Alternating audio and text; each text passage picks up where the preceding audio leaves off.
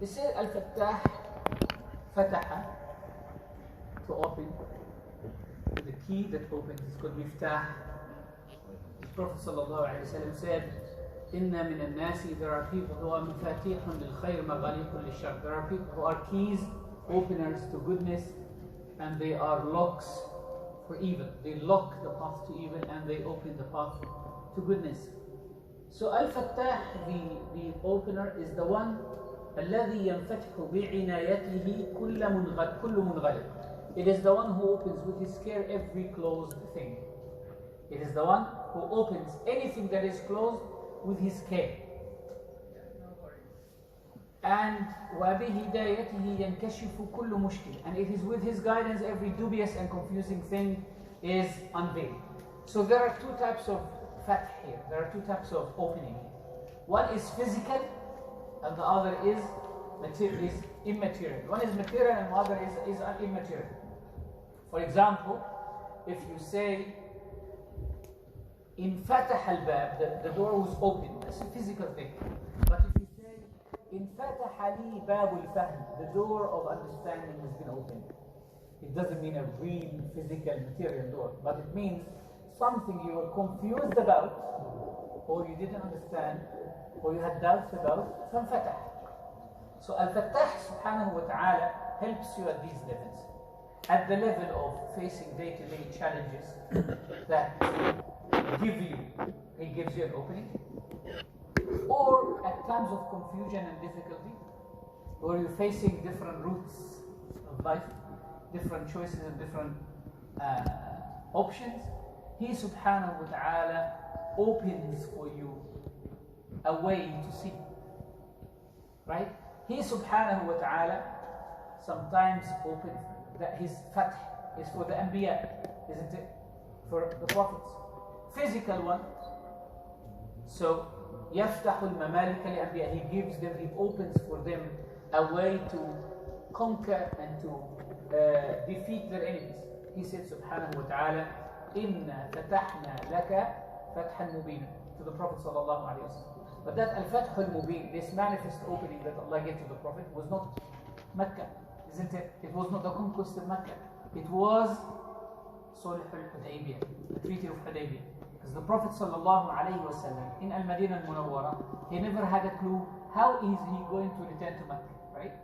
He had no clue how is he going to return to Mecca. Quraysh gave him no excuse to come to Mecca. Even when he came in the 6th year after the Hijrah to enter Mecca with the intention of Umrah, Quraysh could have let him in, isn't it? They could have let him in, but they were inspired, or they thought, their thinking led them to decide, we won't give him access to the Kaaba. And this was very shameful. It's very shameful. Why? Because all over Arabia, people would come for Hajj and Umrah and no one was ever stopped from accessing the Bayt al-Haram. So for an indigenous Meccan to be prevented from his home city, it's very unacceptable. So they decided, because remember that Quraysh were proud, they took their pride in giving access to people to the sanctuary. Now, they had to violate their own diplomacy and to defame themselves by saying, we won't give you access to Mecca. So they stopped the Prophet ﷺ outside Mecca and they said, no, you're not coming. You're not coming in. The Prophet ﷺ didn't carry arms, they only had their swords with them. But they didn't carry up heavy arms. They came for Umrah. Now, you look at that, isn't that a blockage? That's a blockage. He couldn't even have access to Umrah. Just having access to visit Mecca, he didn't have access to that. In fact, the rounds of negotiations that ran between Quraysh and the Prophet ﷺ were very long. They sent a few people, and every time they come and speak to the Prophet ﷺ, they go back and say to Quraysh, give them access. They are coming for Umrah, they are coming for ritual, and Quraysh insists, no, no. The Prophet ﷺ sent Uthman ibn Affan to negotiate, as you all know, to negotiate. And Quraysh said, no. But since you are in Mecca, you can do tawaf. And Uthman said, no. I will not do tawaf before the Prophet ﷺ. My leader is Is the Prophet ﷺ? I will not. Like, I can't enjoy this privilege from behind my companions. That's bad. It's disloyalty. So Quraysh blocked the Prophet ﷺ from coming in. Now, in the middle of all of this, Quraysh sent the last negotiator, the last person to negotiate, a man called Suhail ibn Amr. Suhail ibn Amr. Suhail in Arabic comes from the word Sahl. What does Sahl mean? Easy.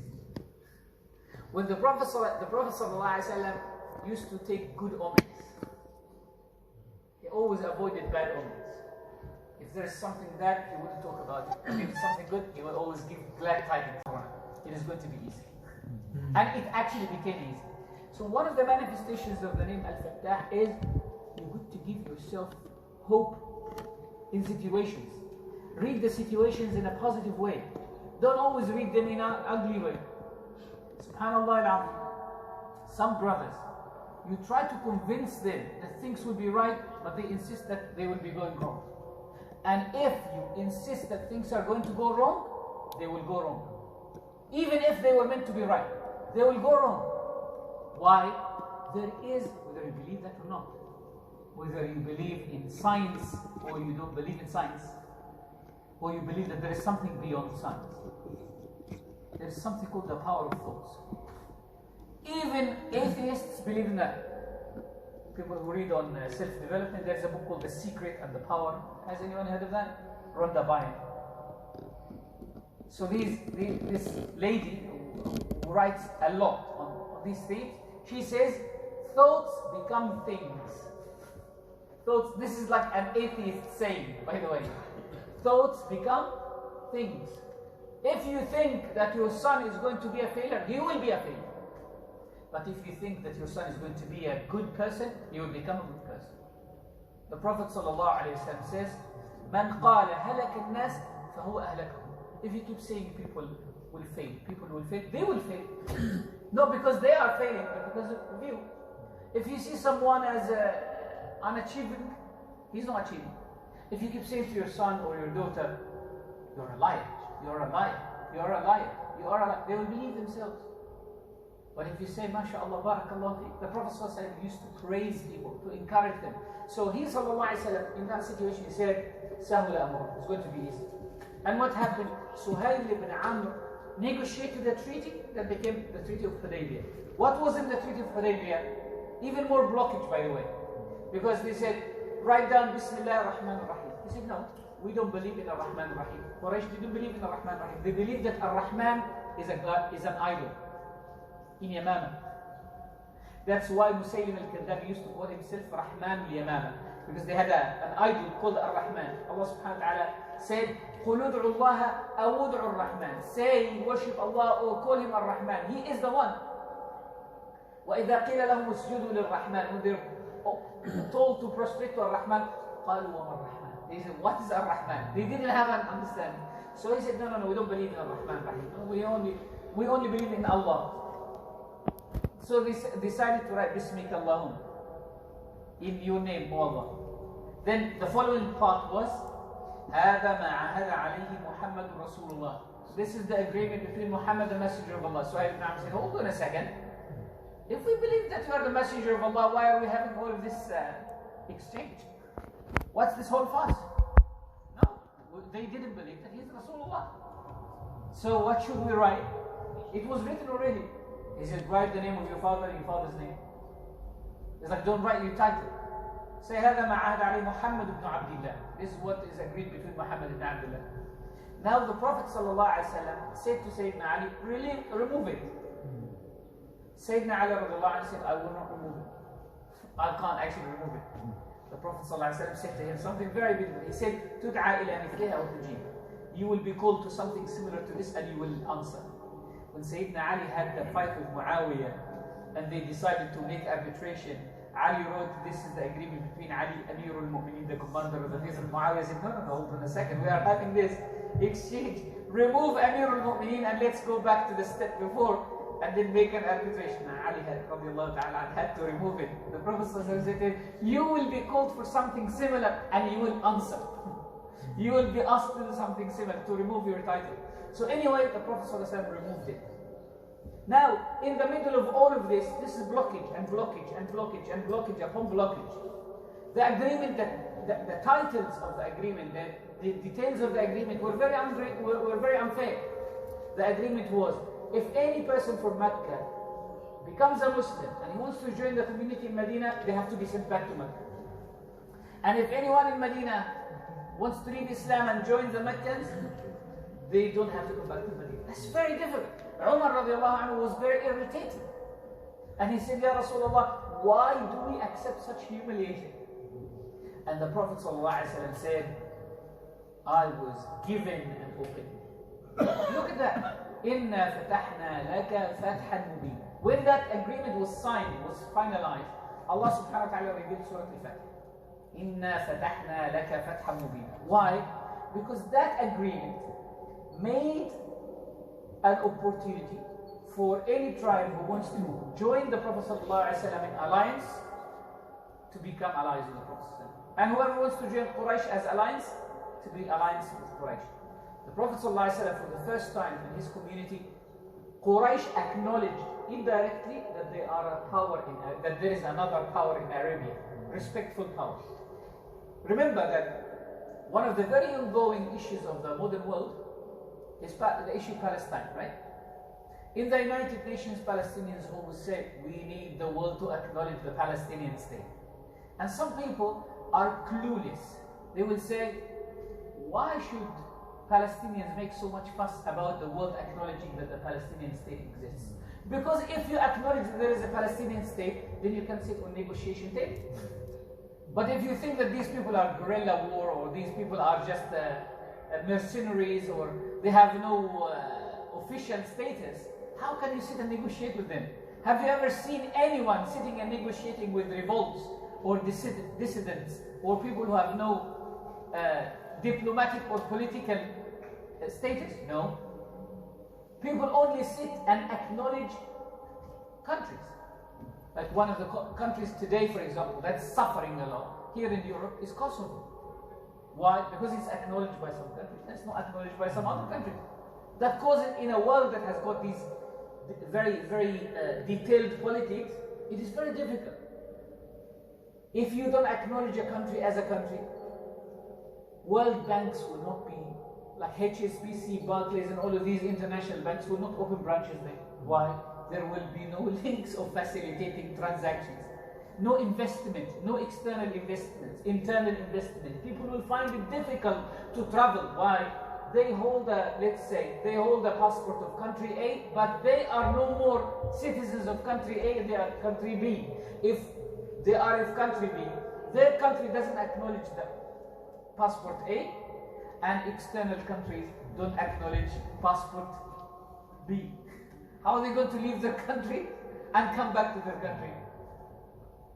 How would embassies be established there? So it's a blockage. It's a real blockage. So that was a fact. That now Quraysh is saying that, well, whoever wants to ally themselves with the Prophet ﷺ, they can. Whoever wants to ally with it to become our alliance, they can. So Khuza'a, who had a long history of alliance with the great-grandfather of the Prophet ﷺ, Qusay. The great-grandfather of the Prophet ﷺ, one of his grandfathers was Qusay ibn Kilab. Qusay came like hundreds of years before. He came from Quda'a in the north, and he established himself as the leader of Quraysh, gathers Quraysh. And he made an alliance with Khuza'a. From those days, that alliance between Khuza'a and Qusay and his children, Quraysh, has always existed. But Khuza'a was allies with Qusay. What happened? With years, that died out. Now the Prophet ﷺ is renewing the alliance of his father, his great-grandfather with Khuza'a. So when Khuza'a joined the Prophet ﷺ, Bakr joined Quraysh, and Khuza'a and Bakr were rivals. They hated each other. A few months later, technical brothers and sisters, that was in the 6th year. 7th year passed. After that, 7th year, the Prophet ﷺ came and did Umrah. So that's a fact. He did Umrah. And what happened is, Bakr attacked Khuza'a. An attack on your ally is an attack on you. So Khuza'a ran to the Prophet ﷺ and they said, يا رب إني ناشد محمد حلفاء أبينا وأبيه الأتلد. Their speaker, he said, oh my Lord, I am calling upon Muhammad, reminding him of the alliance between our father and his father. He's talking about like this is not a 2 years alliance. This is an alliance that goes back into years in history. And he continues talking about what has Quraysh done to them in support of Bakr. So the Prophet ﷺ said to him, نُصِرْتَ أَخَا خُزَاعَ. Like you granted victory, meaning you granted support. Like, don't worry, I'm with you. Like, you granted support, you granted my word. And the Prophet ﷺ marched to Makkah al-Mukarramah and he took over Makkah. That's Fath al-Mubin, isn't it? So this name shows us that Allah subhanahu wa ta'ala sometimes gives to his friends, to his anbiya, to his awliya, to the salihin, an opening even when things become completely blocked. وَتَارَةً, sometimes the manifestation of this name could be physical, as I said, and could be spiritual. He lifts the hijab of your heart. The hijab is the veil of your heart. You are unable to see the Prophet ﷺ. Regardless of how many years you've been trying and doing this salawat and this salawat and this salawat. Because some people would come and say, Ya Shaykh, if I recite this number of salawat, will I see the Prophet ﷺ? Would you? I don't know. And you know, unfortunately, we live at a time where people want a prescription. That they want me to give you a prescription and the prescription has to work. By the way, this prescription needs a few things to work. Number one, they need the vehicle you're going to apply it on to be ready. In other words, if you put gas onto a vehicle, and this gas doesn't suit this vehicle will not work. So someone might be reciting salawat, but he's committing sins, or his heart is corrupt, or he's backbiting someone. So the salawat try to work, and they don't. You know, when Allah subhanahu wa ta'ala sends some gifts, and they come, if they realize that your heart is busy, they go away. It's like you come, you want to talk to someone, and he's busy, you walk away. The Sahaba Rahmatullahi ta'ala alayhim, Allah subhanahu wa ta'ala told the Prophet sallallahu alayhi wa sallam of the Laylatul Qadr, isn't it? He walked out to tell the Sahaba they were busy fighting with each other. It's gone. So it does happen. It does happen. So he might lift the hijab. What could be the lifting of the hijab? You have been trying salawat 5 years. You read Dalail al-Khairat every single day. Oh, not over the week. No, every single day. You have a whole Dalail al-Khairat. Some people have 100,000. Allahumma salli ala Sayyidina. So that didn't work. And then one day, you help someone. Or one day, you see someone in a state of sin, and instead of feeling happy about yourself and saying, oh, this person, look, I'm much better than this person, you say, subhanAllah, at least his heart is broken and Allah subhanahu wa ta'ala might forgive him. Who I am? I'm no one. Because of that, you go home, and what you've been looking for all of these years, the opening is why? Because it needed that. Imam Ibn Ajiba rahimahullah, commentator on Hikam of Ibn Ata'illah al-Sakandari, he says, he relates a very interesting story. He said a man came to one of his teachers, a student came to a teacher, and he said to him, I have been praying Qiyamul Layl for the last 30 years, but I don't feel the sweetness of Qiyamul Layl. You know, when you wake up at night, there is a sweetness for Salah, there is khushu', there is humility in it. He said, I haven't felt it. He said to him, that's 30 years. He said to him, go to the market and take a bag of coconut. It's a very funny story. He said, go to the market and take a bag of coconut and stand in the market and call the children, the street kids, and say, anyone who can slap me well, I will give him a coconut. It's like in today's world, go next to an ice cream van and say to the kids, if you can spit in my face, I'll give you a free ice cream. So he said to the teacher, huh? How am I going to do that? He said, well, this is what you need to do. He went and he did it, and he came home and he prayed and he said, I felt the sweetness of Qiyamul Layl. He ran to his teacher. His teacher said, well, I know that this was the problem. The problem is when you pray, you think you're doing something good. You need your heart to be humble. You need your heart to be broken. You need to understand that you're nothing. When you say to Allah, I am nothing, Allah will say, no, you're something. If you say to Allah, I am something, Allah will say, you're nothing. You know what I mean? You keep saying to Allah, again, you know, this meaning is also manifested in another hikmah of Ibn Ata'illah secondary. He says, if you attach yourself to your wasf, to your attribute, He will cover you with His wasf, with His attribute. If you attach yourself with His wasf, with His attribute, He will detach you from His and yours.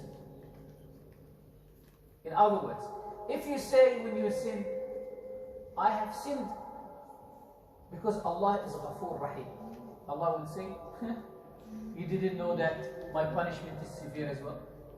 No, you sinned because you are ugly and sinful. But if you say, I have sinned because I am weak, Allah will say, we know that you're weak, we take care of you. So you need to look back into yourself. That's the Fattah. The Fattah is the one who opens for you. At difficult situations, at time confusion, a way to move forward. So you know where to go from here. Also, the manifestations of this name is that to realize that if Allah subhanahu wa ta'ala wants to deliver something to you, no one can block it. ما يفتح الله للناس بالرحمة in Surah Fatir فلا ممسك له. If Allah opens the mercy to come to you, it will come.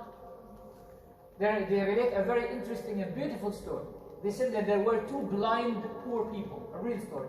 Two blind poor people who used to sit next to a palace of a rich woman called Ja'far. She was the wife of a rich merchant in Basra. So these two blind men would sit right next to the palace in the street, and they will make dua. One of them will say, Ya Rab, Allahumma inni as'aluka min fadlik. Oh Allah, give me from your bounty, from your stores of generosity. And the other man, because he knows he's sitting next to the palace of the woman, so she would hear him, he would say, Allahumma inni as'aluka min fadli Ja'far. Oh Allah, I ask you from the bounty and generosity of Ja'far. So Ja'far used to send 2 roasted chicken to the men. One would have 10 dirhams, 10 golden dinars inside. So a roasted chicken with what? 10 golden dinars. And the other is just a roasted chicken. Which one she would send to the one who's asking for her bounty, you think? Huh? You think? The one with the 10 dinars, she would send it to the one who says, oh Allah, give me from the bounty of Ja'far. So I have to be generous with it. Give him a roasted chicken with what? With 10. And the other one, she wouldn't send him a roasted chicken. She would send him actually 2 dinars. She wouldn't send him a roasted chicken. She would send him 2 dinars. So the other guy, the blind guy, when he receives the chicken, he would say, what am I going to do with the chicken? I'll eat it today and I'm hungry tomorrow. I'll sell it to the other guy for 1 dinar. Can you imagine that? So he would say to the other guy, I'm not going to eat this chicken alone. Why don't you buy it from me for 1 dinar? So he will give him the dinar and what? Take the chicken. He already has a dinar, and take the chicken that has got another 10. So after a few months, the lady got very irritated. I have been giving you all of these dinars for these months, and you still poor and come next to the palace. So she said to him, shame on you. After all of these months, you didn't manage to accumulate some wealth to start a business or do something beneficial with. I have been giving you this chicken, roasted chicken, stuffed with golden dinars. What were you doing with the money? He said, that's the punishment for the one who asks from people and doesn't ask from Allah. I asked from you, and I ended up getting this, selling it to the other guy, because he's asking from Allah subhanahu wa ta'ala. So when Allah subhanahu wa ta'ala opens the keys of the unseen, opens the keys of arzaq, opens the keys of arzaq, and I mean by rizq here, brothers and sisters, not just food and drink. This is the lowly rizq. This is the rizq of animals. He opens the rizq of knowledge. He opens the rizq of love. He opens the rizq of like love between you and your wife. This is a rizq. As Sayyidah Aisha radiallahu ta'ala anha, the Prophet ﷺ said, رُزِقْتُ حُبَّهَا. I was given her love. Like if Allah subhanahu wa ta'ala instills love in your heart towards your wife, or your wife towards you, that's a rizq. If Allah installs love in the hearts of people for you, that's a rizq. It's not something that you achieve because you're smart. It's not something that you achieve because you're spiritual. It's not something that you achieve because you come from this family or you come from that family. It is something that is completely rizq. They say al-hubbu rizq. Love is rizq. Why so and so is loved but so and so is not loved? Rizq. It's a rizq from Allah subhanahu wa ta'ala. Allah subhanahu wa ta'ala has the keys to that. He is al-fattah. If He opens the key, just enter. If He opens the doors, just enter and embrace them. So, if He subhanahu wa ta'ala also, the arzaq could include that He subhanahu wa ta'ala opens on your tongue certain words to say to someone who needs these exact words at this moment, that his life is changed. Otherwise, you wouldn't be able to say that. Why all of a sudden you're having a conversation and then brother Iftikhar, and then all of a sudden you say something irrelevant to the topic, and this is exactly what this person needed. Or someone attends a class and this is exactly what he's coming for, and it's addressed. Not because the teacher is smart, not because the teacher knows or looks at the hearts of people. Sometimes, by the way, a wali, a saint, doesn't know sometimes he's a saint. He doesn't know that he's a saint. There's loads of awliya who don't know that they're saints. There is a story, a very famous story in Hadramut, that there is this wali whose reason of opening, his way to get close to Allah subhanahu wa ta'ala was why did Allah bring him close? Was because of his patience with his wife. He had a very tough wife. So they said he didn't know that. He one day decided to leave her. So he left her and stayed in the mountains for 2 weeks. And he needed some water from the well in the bottom of the mountain. He went down and he saw some people passing by, and they said they were talking to each other. So they asked him, "Are you local?" He said, "Why?" They said, "We're looking for this person," himself. "We're looking for this person because our teacher said that there is a wali in this area, his name is such and such." That's like they're talking about him. He said, "Oh, did your teacher tell you why is he a wali? What meaning a wali?" He said, "Our teacher said he's wali because he's patient with his wife." So this man decided to go directly home and said, "Jazakumullah khair, thank you very much for being so tough with me." And guess what? This is like possibly the second half of the story. She said to him, "Well, I knew that this is going to push you to wilayah." She was more wali than him. Sometimes people are rough. They say that Imam Abu Qasim al-Junayd, some people came to visit him in a hospital. He was ill, and he started throwing stones at them. They said, "We're coming to visit you, and you throw stones at us." He said, "You claim that you love me, and you can't be patient with the stones I throw at you." Liars, isn't it? You're liars. Isn't it? They say in Egypt, they say, if you really love honey, you take the stinging of the bees, isn't it? But you can't just say, "Oh, can I have the honey without the stinging of the bees?" Same thing. So, if Allah subhanahu wa ta'ala gives you some form of fath, then, or some form of fath, some form of opening on the tongue, in the mind, in the heart, in real life, take that and, yes, inshallah, we'll finish now, and give people good hope about what Allah subhanahu wa ta'ala opens for them in their heart, in their life. Wa sallallahu alayhi wa sallam. Back in 15 minutes, inshallah. Stretch your legs, air your brains, inshallah. See you soon.